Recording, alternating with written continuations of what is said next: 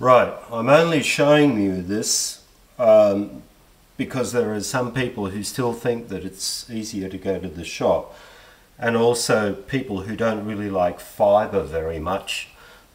See this kind of bread here? It contains absolutely nothing at all. It tastes nice, but it contains nothing. There's no fibre in it. It's basically it's cardboard with air that's got a nice browny colour to it. So if you like cardiovascular disease but you're too lazy to bake your own bread, buy this stuff here. But if you do want to bake bread, which is I think easier than just to go down to the shop and buy it, then watch this vid. So right, we're going to start with our 50 grams of yeast that we're going to crumble up. Here we go. And just crumble it as finely as you can. It's not really that important. And then we're going to get 750 milliliters of water. Make it cold water. It'll be cold water is a lot easier to work with. Then I'm going to get my St. Vincent de Paul whisk. By the way, I've heard that St. Vincent de Paul's isn't called that anymore in Australia. For those of you who don't live in Australia, St. Vincent de Paul's used to be a thrift shop where you could buy second-hand goods. And now it's called Vinnie's. Seems that the bigger an organisation gets, the shorter its name. We've dissolved the yeast in the water, so now it's time for some flour. And remember, don't put a whole lot of oil and salt and God knows what else into the yeast and water mixture, because yeast gets really upset if you do that. Yeast likes flour. And then, because today we're making bread for people who want to die of a heart attack and we're not going to put anything into it, the only thing that we need apart from the water and the yeast and the flour is a bit of salt. But we're going to make a batter first. There we go. Swing batter. Right, we've got ourselves a batter. So it's not important how much there is. There's just got to be enough flour for the yeast to have something to hang on to, so that it doesn't get into direct contact with the salt. Now I've used 750 mils of water, and for every 250 I'm going to add a teaspoon of salt. See how easy that is? It's a lot easier than putting your clothes on and going down to the shop. There you are. And now you're basically finished. All you do now is just keep stirring flour in. So while I'm stirring flour in, about time for my ladle, I think, otherwise things are going to get stuck here. While I'm stirring my flour in, you can go watch something else.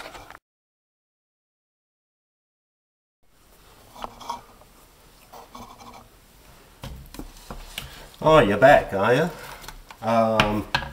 Not quite done yet, but coming along very nicely. And of course it's going to take about 5, maybe 10 minutes, because if I put in too much at a time, you see how it's thickening up now? If I put in too much of a time at a time, then it's going to be really hard to stir out. So I just put in about this much. Don't weigh it, but it's about 60-70 grams. And keep fooling around with it. I know this is boring, but then at least you have the feeling that you're doing something, and you're heart attack might come a few days later if you do this, because it's also exercise, isn't it? Right, now that's firming up nicely, isn't it? So, not quite done, but I've had to chuck my ladle away because now, oh, there's a bit of ladle here, we better take that out. Don't want any fibre in this, do we? By the way, if you do want to see some bread being baked with fibre, if you're not in quite the hurry that some people are to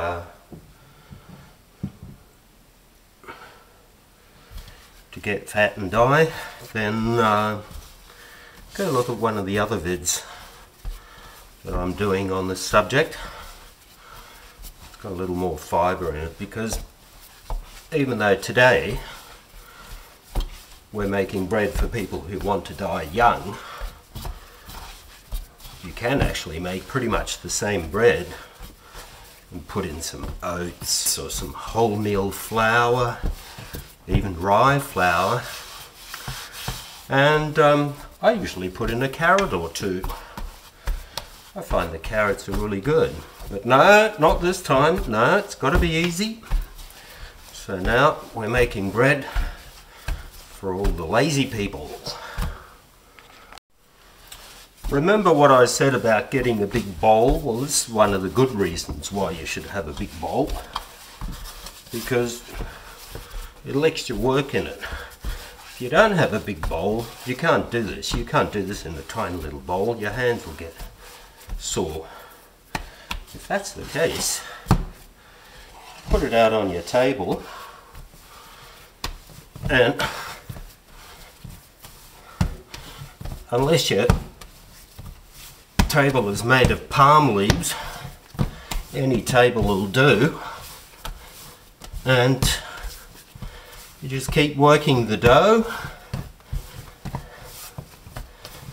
and sort of fold it if you can, a little bit like this, a little bit in the other direction. There's nothing like folding a few air bubbles in to make the bread light and easy to eat. A little bit like that stuff I showed you in the beginning. Right, put it back in the bowl. My family's not going to know what hit them when I serve this for them tomorrow morning.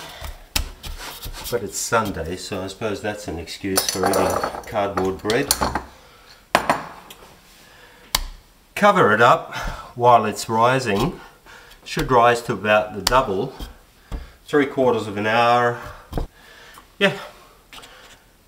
Rising time.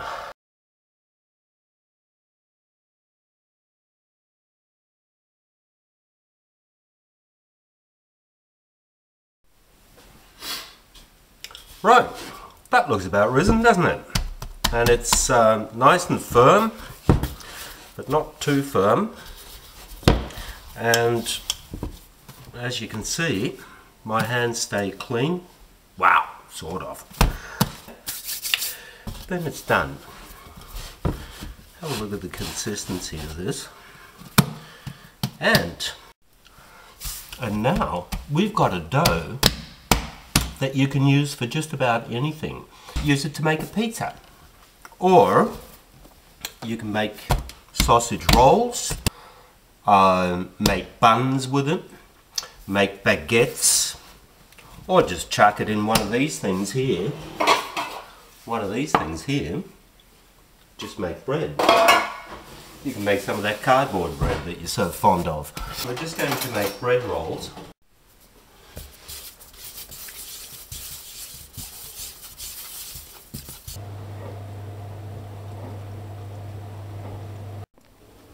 Lots of lovely but not very healthy bread rolls.